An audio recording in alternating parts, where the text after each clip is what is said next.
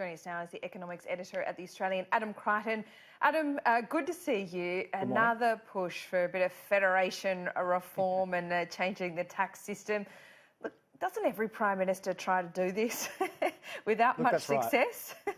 Yeah, look, it's very hard, but this is the first time that it's coming from a major state. So that's what I think makes this special. It's very true. The coalition government federally certainly started a white paper process on this. That was under the Abbott government, and then it was dumped by the Turnbull government because, of course, it is just so difficult to get agreement. But I think the political landscape at the moment really does lend itself to a change, perhaps, because my understanding is the two biggest states, Victoria and New South Wales, and of course one is Labor, one is Coalition, are both broadly on the same page on the need for change. And so it may be the time to start a reform push. The revenue, though, that governments get from stamp duty is just so significant. I think, and you correct me if I'm wrong here, but it's Australia's oldest tax, right? It hasn't been changed for so long. I mean, realistically, what are the chances of that being rolled back? Look, certainly to abolish it completely would be very difficult. As you say, it's a very, very major tax for the states. And indeed, there's a misconception out there which I would like to correct. It was extraordinary yesterday on Twitter, on social media, the number of people that think that getting rid of stamp duty was part of the GST agreement in 2000. That was actually not the case. There were various other stamp duties that states did remove, but stamp duty on residential property was never part of the agreement because, as you say, Pete, it's just so big. I mean, it's between, well, I think it's about a fifth of revenue for most states. What did John Howard promise with the GST on stamp duty exactly? Well, if you recall, indeed, we were quite young at the time, Laura. But, sorry, but I really put you on the spot there. There was an original version of the GST which was a lot more comprehensive. But then Brian Harradine came along from Tasmania and said, no, you can't put it on food. So suddenly about, maybe $10 billion suddenly went missing. And so it was much harder to compensate the states for stamp duty on property. But certainly, the GST is one option that was canvassed in that report, and maybe it could be put on, say, financial services.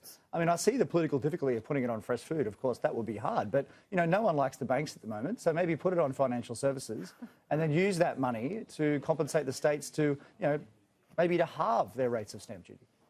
So, I mean, gee, that'd be significant, wouldn't it? And potential home buyers would be absolutely licking their lips at the thought of that. But what would be the difference if a land tax was brought in instead of a stamp duty, or if stamp duty was halved?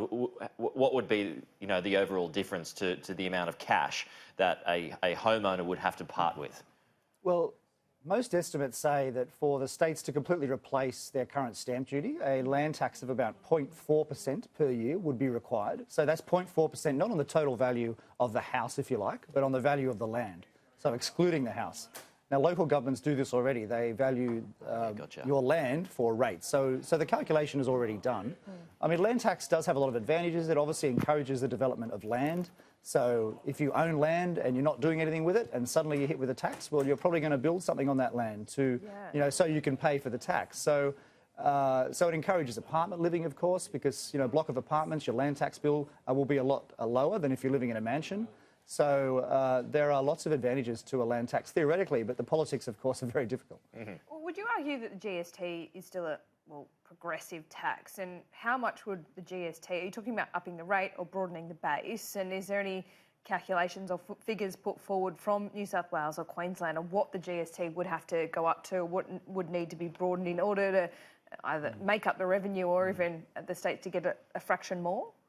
Look, so far they haven't done that, but the key point that they have highlighted in that report is that the coverage of the GST has been steadily falling. And, I mean, it probably surprises people, but the GST only coverages 56% of consumption.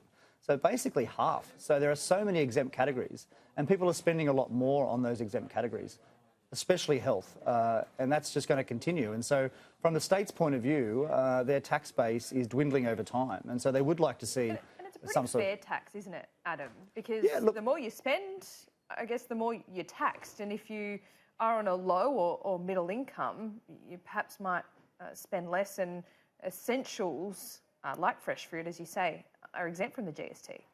Yeah, certainly, that's right. Look, I think it's a very sensible tax, economically speaking. It's relatively easy to administer.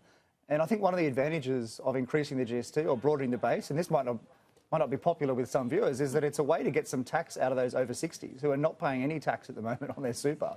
And there's a growing group of people in society So maybe one way is to expand the GST or to increase the rate. Personally, I would much rather broaden the base than increase the rate. Because like I said, if you just increase the rate, you're increasing the rate on a shrinking base. So it's much more sensible to broaden it. And look, even if it's a 5% rate on some things, and not 10% to make it politically easier, I mean, as long as taxpayers are getting the full offset on their income tax or on stamp duty, then I think it's a win. An interesting concept, the tiered system. Yeah. Adam, you make so much sense. Yeah. And that airport report is coming out this afternoon. We'll be able to pick through that one tomorrow. Ooh, yeah, look, that's going to be a difficult one. Yeah, Qantas, the Qantas stoush with the airports. We bang on it. We bang on about Everyone's stoush with the airports. Yeah. I mean, making $1 billion a year from parking. Yeah. Outrageous, Adam. But we'll save that one. Thanks so much. Indeed.